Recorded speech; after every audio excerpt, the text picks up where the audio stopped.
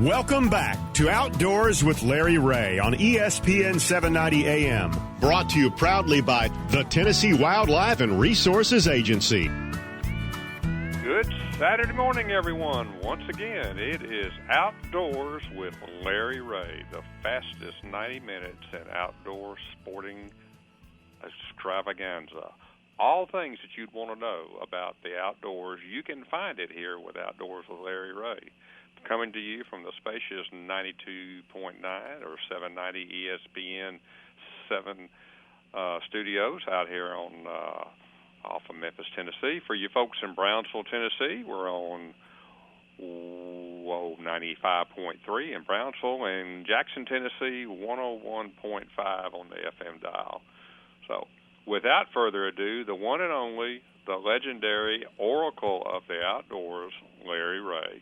Oh, hey. That's why we have Frank on once a month. He practices those. He threw in a lot there, Frank. That's a lot of information. I just think we just need to save that, and I don't need to say any more. I can just use Frank for every introduction, that same little snippet, Shelby. We'll just slip Frank in there, and he will be the voice. Kind of like Johnny Carson and Ed McMahon, Frank. Frank Martin. Okay. Oh, okay. Here's Larry. Okay, well, here's Keith Warner is on with us right now. We've been wanting to talk a little with Keith, particularly about gunsmithing. The young man I've known a long time. He learned from the legendary man himself, Highsmith. He actually knows his first name. Mr. Highsmith's all I ever called him back, and Frank just called him High. But Keith Warner, he is with Warner Gun Smithing right there at Kirby and Poplar. And I wanted to get, first of all, good morning, Keith. All right. Good morning. How are you? I want to talk. A lot of folks were concerned that everything was the building was gone. They were going to move all you guys out, and you're still there. So talk about the location, because that's where you've been for a little while. Yeah, we are at 6555 Poplar Avenue in the Carrefour Shopping Center. That's a southeast corner of Poplar and Kirby, just inside Germantown. The Carrefour Shopping Center is owned and managed by Cannon Austin Cannon. They're my landlords, and they're fantastic location, fantastic property manager, and fantastic landlords. They do have a big project pending. It's still somewhat in the planning stages. Coronavirus has delayed that, as it's delayed many things. Oh.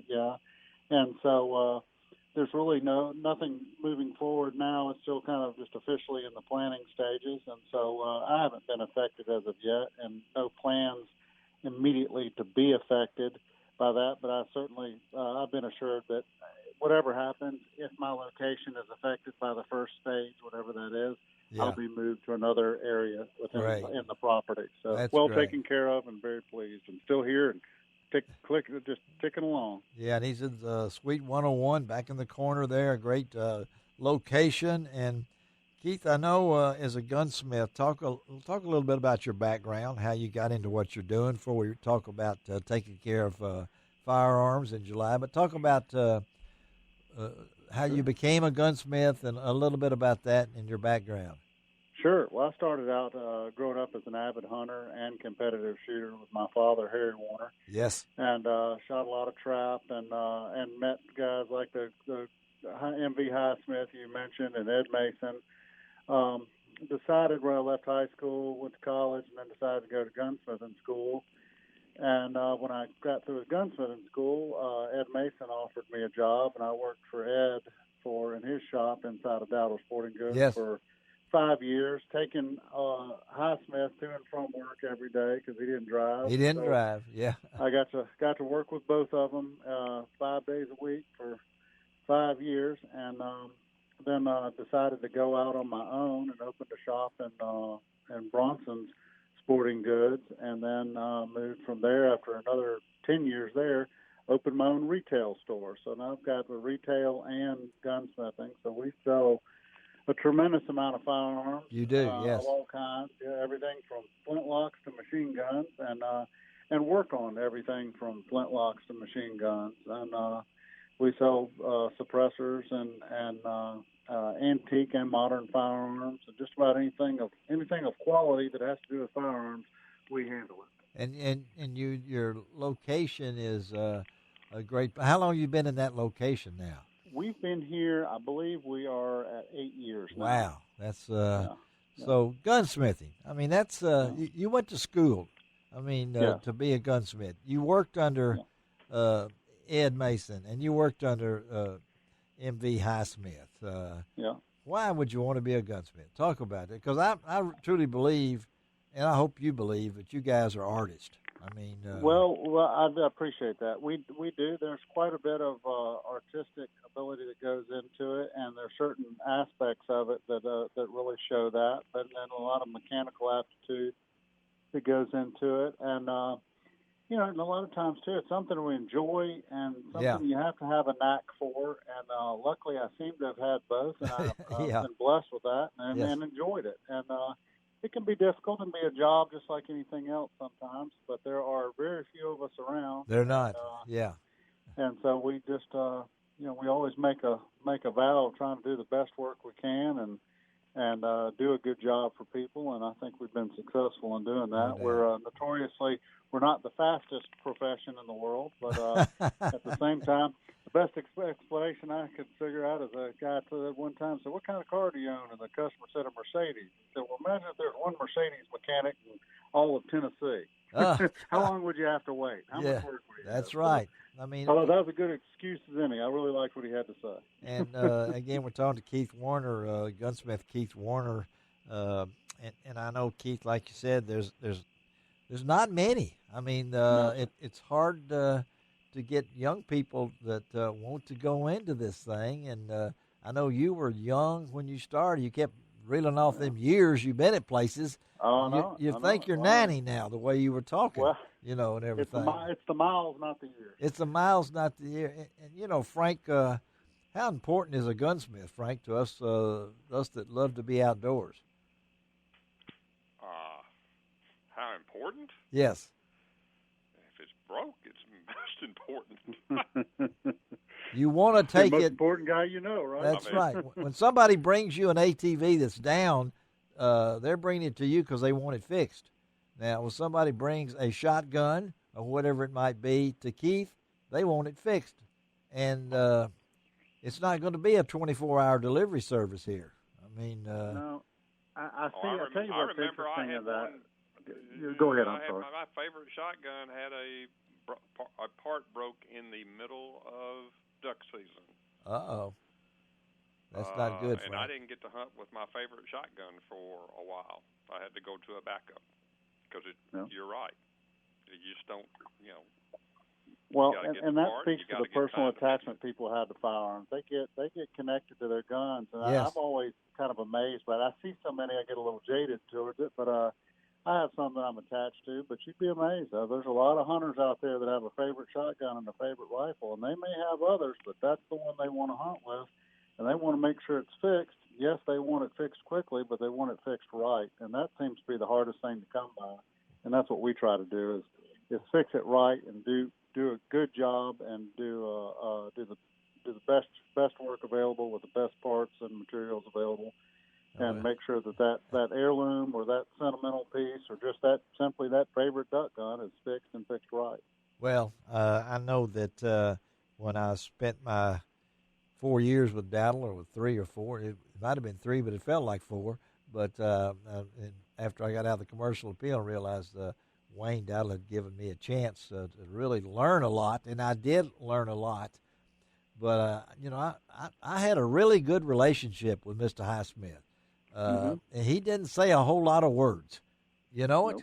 But if you ask him a question, he would answer you. It may not be what you want to hear, but he would answer you. And the time spent with that man during my tenure there at Dattle, and, Ed, of course, was there too and everything like that. But gunsmithing is such an important part of our culture as outdoors people. And,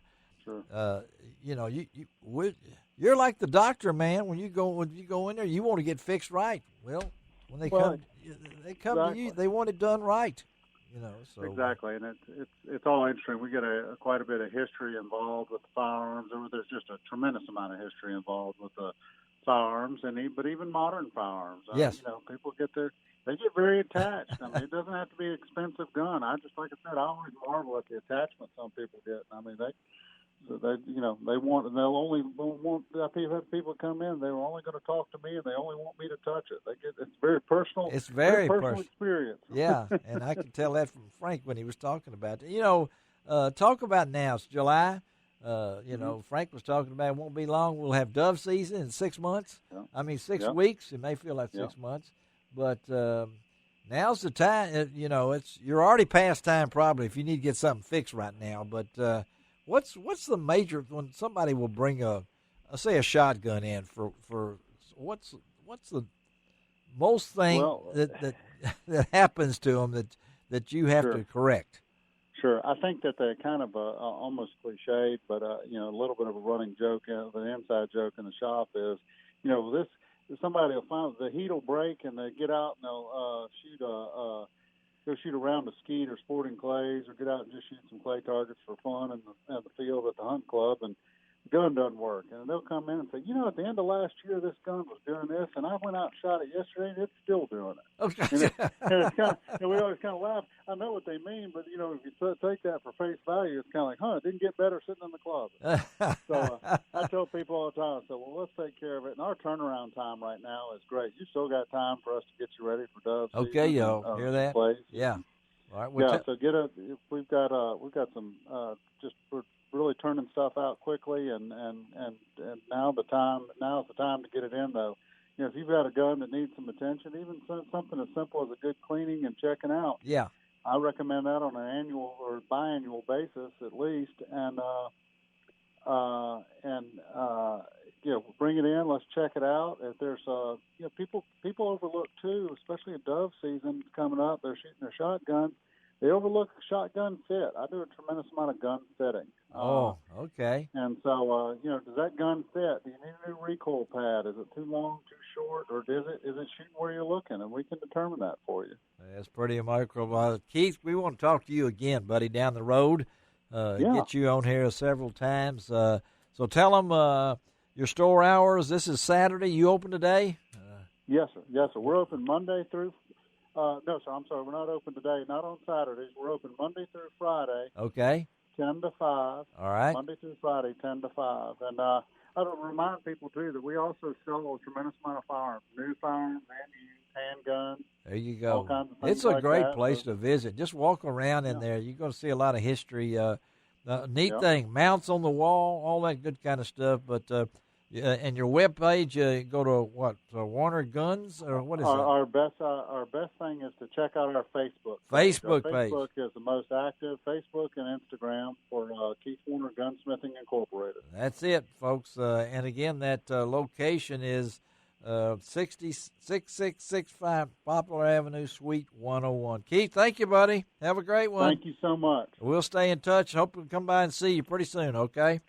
I'd love it. All right, Thanks buddy. Again. All right. Bye-bye. Well, let's take a break. Come back about one of Frank's favorite subjects, waterfowl.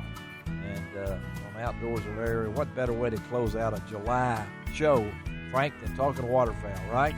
Absolutely. We'll be right back.